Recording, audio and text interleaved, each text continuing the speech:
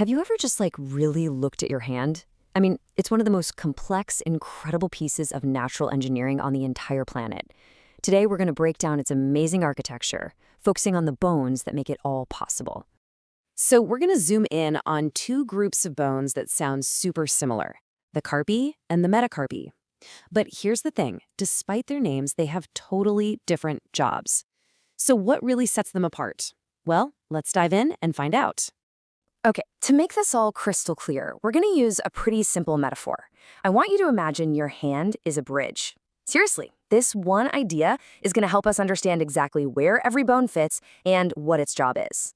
Right, so every bridge needs a solid but also flexible foundation where it connects to the land, right? Well, in our hand bridge, that foundation is the carpi, which you probably know as the carpal bones. The name itself is actually the biggest clue. Carpi comes right from the Greek word for wrist. It's that simple.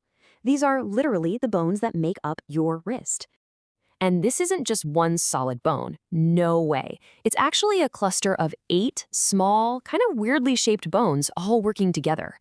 And this design, this is the secret to why your wrist is so incredibly flexible. You'll find them right there at the junction where your forearm and hand meet up. And their main job isn't really about strength. It's all about movement. Having those 8 little bones instead of one big one is what lets your wrist bend and rotate and wave with all that amazing freedom. And here's a really fun little fact for you. The early anatomists who discovered these bones named them based on what they looked like. So tucked away in your wrist, you literally have a boat-shaped bone and even a tiny little pea-shaped one. How cool is that? All right, so let's move on from the foundation and travel across the long beams of our bridge. These are the metacarpi, the bones that form the core structure of your palm. And just like before, the name tells the whole story. Meta is a prefix that just means beyond. So the metacarpi are simply the bones that lie beyond the wrist. See, it makes perfect sense when you break it down.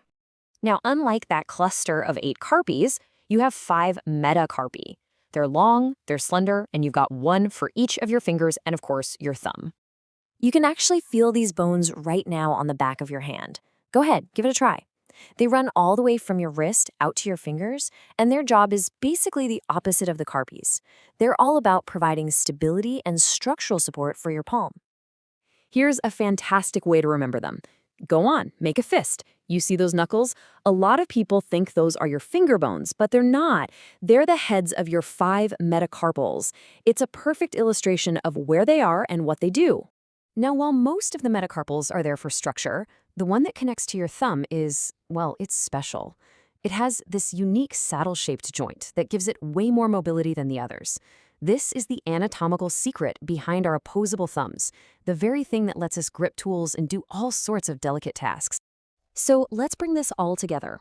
We've got our flexible foundation and our strong structural pillars. Let's put them side by side and see how they create this perfect, elegant system. You know, it really just boils down to this. Carpi equals flexibility. Metacarpi equals structure. The wrist's job is to let you move, while the palm's job is to give you support. This table really breaks it down nicely. Over in the rest, you've got the carpals, 8 small, pebble-like bones just designed for movement.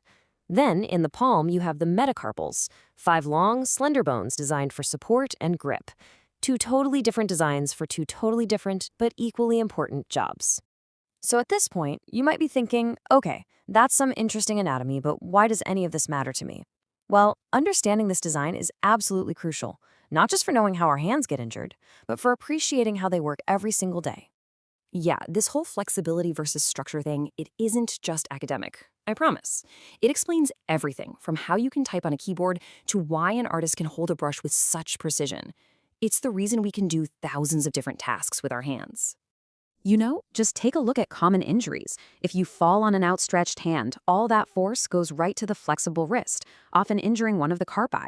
But what about a direct impact, like a punch? That force travels through the palm, which is why it's way more likely to fracture one of the structural metacarpi, which leads to the classic boxer's fracture. So what's the bottom line? Your hand isn't just a random collection of bones. It truly is a masterpiece of engineering. It's this perfect, beautiful balance of flexibility at the wrist and strength in the palm that lets us do everything from playing a guitar to building a house, or even just sending a quick text message. So take another look at your hands, just for a second. Think about those 8 little bones giving you all that flexibility and the 5 long bones giving you strength. Now that you appreciate the incredible engineering behind them, what amazing thing are you going to create or build or do with them today?